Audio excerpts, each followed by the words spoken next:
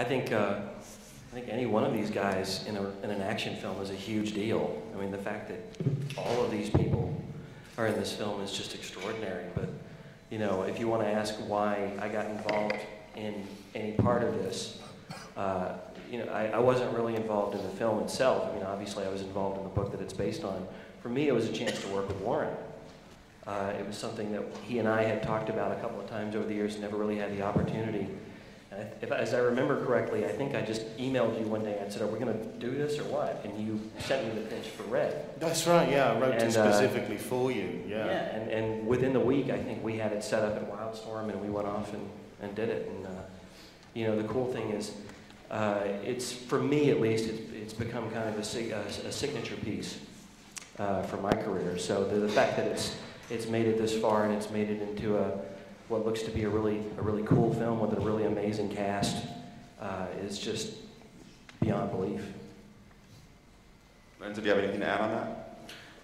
You know what, we were inspired first by the graphic novel, but then the Hobers have such a rich imagination that they brought to this, you know, that they were able to take something that was really based on one character and certainly turn it into this really, we always struggle to describe this film. As an action film, as a comedy, we were talking about the different tones. It's a romp, you know, it's an old-fashioned word, but that's what it is.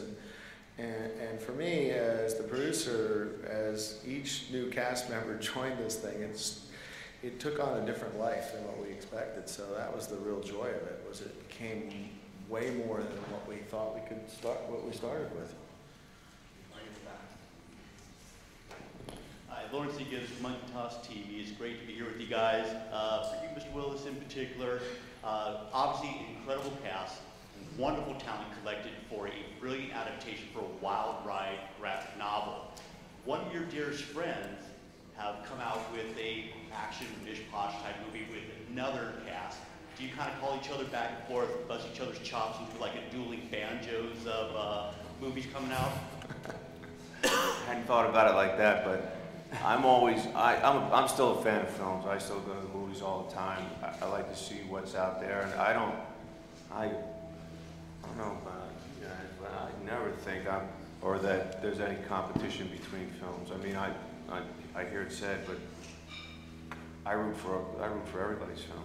I especially have a fond place in my heart for you know, graphic novels, for comics,